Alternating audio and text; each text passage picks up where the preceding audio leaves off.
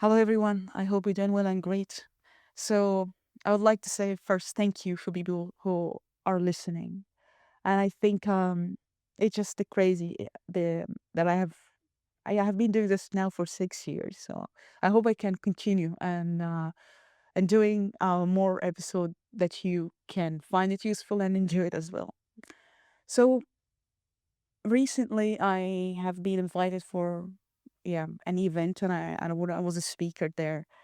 I was asking about the career. We did actually a short podcast about the career trajectory and the past, and I feel like maybe I should talk about this here, um, since maybe someone is going through, maybe a bit of setbacks or uncertainty or doubt in their career or life, and I found it's always empowering that when you go through a difficult time and you want to listen to someone, it validates you, and you feel you're not alone in this struggle in this life. Life is not easy, as for all of us actually, yeah. But I found that when I'm talking about these things or listening to people or writing about it, it's a bit of like a cathartic experience, and I'm still going through a healing journey, and it's just every day trying to overcome these setbacks, challenges, doubts, uncertainty. I have to say that everything happened for a reason, and I learned this the hard way. I learned it the hard way. Um, for some of you, maybe I shared this before in the podcast about the trajectory of my career. To give a bit more of the context, I'm originally from Egypt. I was born and raised in Bahrain. It's a Gulf country. And I moved back to Egypt, I think, in age of 11 or something like that. I always felt like I came from very, very small city, really small city. It's like a village or something. But I always felt out of the place. I feel like an alien. I didn't belong there. And I was just trying as much as I can to keep going. And I came from a broken household. It was a nightmare. And I managed to get to Faculty of Engineering. And when I get there, I felt validated. I felt like this is where I'm supposed to do, and there is something bigger out there. Unfortunately, at age of 19, I lost my mother, and it really broke me. It just broke me to pieces. I felt naked, and I remember I had 2 years left to finish my bachelor degree. Luckily, I was managing to get, the top grade. I was the top student for 5 years straight. Not to brag about that. I don't think it was a good system either. But that's the system in Egypt. You have to get a good GPA, and if you have a good GPA, you can be employed as permanent faculty member, and it's considered to be very prestigious. Hard to find a job. I managed to keep through and get my bachelor degree and getting employed at age 22. I was lucky.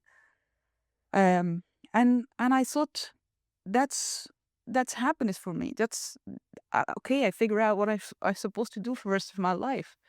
But I was miserable. I was miserable, and I think it's my maybe I struggle with my mental health. It could be that's one of the things. I wasn't aware what's going on with me, but I feel like I couldn't fit in this place. I feel like I'm alien. I feel something's wrong with me.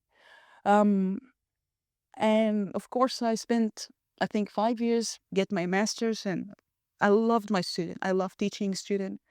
It was the most beautiful aspect. I didn't like the administrative work. I didn't like the politics. I didn't like any of that. And actually, I was a bit traumatized by that. So back then, I wasn't really fulfilled. I think personally, professionally, being in a place, it just doesn't represent me. And I was taking care of my grandmother. She was the mom of my mother. So I was the only girl in the family. So I was taking care of her. And sadly, um, she also passed, I think, before my travel. Just I took sabbatical leave. I wanted to travel and just finding new opportunities. So she passed away. And that definitely broke me. These two women was the most two important women in my life. It just I felt I felt I felt I felt so broken. I don't know what kind of word I can find, but of course I couldn't say this to people I'm in academia. I couldn't say this to the place I'm going to start a new chapter. And of course I have to grieve. I have to grieve. I have to look for the future and being in a completely new country and managing all of that alone. I think I remember one of the moment that when I have a bad day, when I had a bad day, always, my mom always used to soothe me, and my grandma did the same. I think it's just finding someone like a figure in my life, like motherly figure, just hugging me. I just okay, that's fine. It's just fine. And I think when I was in France, I think I had a first bad day in the lab. I I just walking just like I can't find like the same thing. My mom and my grandma used to give it to me. And it was hard. It was really hard. Of course, I struggled. I have to be for real. I struggled with my mental health. And why I'm saying that? I'm saying that because I'm sure many people go through that. Yeah, I hope not many people go through that because it's not fun, but it makes who you are at the end of the day. Um, but sometimes we have this moment we don't choose it; just it happened for us. So, and when you're in academia or a job, sometimes you expected to make a good performance, but this kind of thing affect your performance, affect your mental health, your spirit, and all of the things. So, of course, I couldn't share that, and I struggled in silence. Plus, my personality, I was not that submissive researcher. I think I was a bit of, I think I'm still a bit harsh sometimes, or direct. Let's say I'm very direct person, and I think that wasn't a good personality to have. I think in academia sometimes. So anyway, it led me to yeah, where I should be. It's just being forced to leave the lab I was in. So I really like what I'm doing, but I think my personality didn't fit, and I did mistakes. I admit I did mistakes, and there were also mistakes on the other side. But yeah, I think that moment is just like wow. Um, I'm expecting that the next step of my life will be much better, but I felt everything is like a domino effect. It's just everything is going south, and I couldn't go back to my country. It's just like no, I left because there's nothing left there for me there, and on what I'm supposed to do. I have felt absolute failure, absolute misery. I I felt I was the stupid student all the time, and now I don't know what I'm supposed to do. And of course, it led me to accept decision out of desperation. I didn't want to ask for support. I traveled to Estonia and worked there for 6 months. I appreciate that I found something, but I know that in my heart this is not the right thing. It's not the right place, not the right lab. And I think at this moment I didn't want to continue life. I feel like um this is hard for me to continue. I feel like I lost faith. I lost faith in everything. I felt trapped. Um, and luckily enough, after a short period, I found a good position, and that's where I started the Soft Robotics podcast. It literally changed my life, and that's why I'm always full. I'm forever grateful for this podcast. Maybe it's not a big deal, but for me, it was identity. It was a healing experience, and it was really, really connecting to people.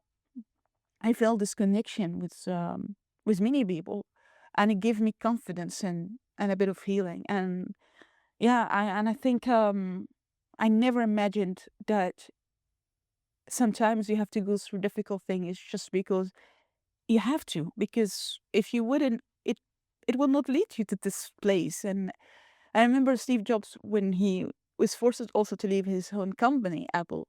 He already found it because he also wasn't liked by I think, the board members, something like that, and he felt a lot of shame and guilt. How someone can be fired from something he founded, and that led him to starting Pixar, and then later he was returned back and they purchased a picture and this kind of thing.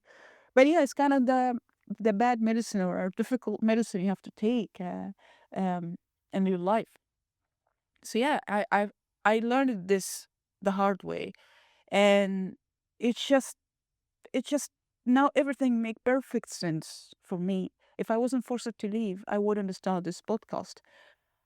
And I was just thinking, if I have everything straight line, I wouldn't be here today. Um, it just this is what I'm trying to say. Maybe for you and for myself, just trust every day when life in your life or your career things doesn't go as you have imagined. I think I'm still doing this in other aspects of my life, personally or professionally. I'm telling myself, okay, maybe this happened for a reason. And you have to have faith. I think also my relationship with faith, um, it's just started to growing just recently, um, since last year. It led me to have faith that I should do what I'm supposed to do. And now I'm doing my own startup. Still more details, hopefully. Wish for me success, guys. But it led me to do that, and I'm not sure, but I'm having faith that I will succeed. Um, but yeah, it's just kind of things. It leads to something greater, hopefully, and make something that you meant to do in your lifetime. So yeah, I don't want to make so much long minutes. I hope it's not boring. That all I want to say that it should be a reminder for all of us that everything happened for a reason, and we're not here forever. We're not here forever, and I think we have to enjoy as much as we can, and do the thing that you really meant to do. I think it's so precious that we can do the things that we can do in this lifetime and hopefully enjoy. It's not easy. I'm just talking and I'm struggling sometimes with my brain. It's just like, yeah, I'm trying and I'm just praying just to please. We need some more um time to have fun and enjoy what we're doing. I think it's a blessing. So yeah, I if anyone going through a difficult time, I wish it will not last too much, and I hope that it getting better and it leads you to something greater and doing what you meant to do.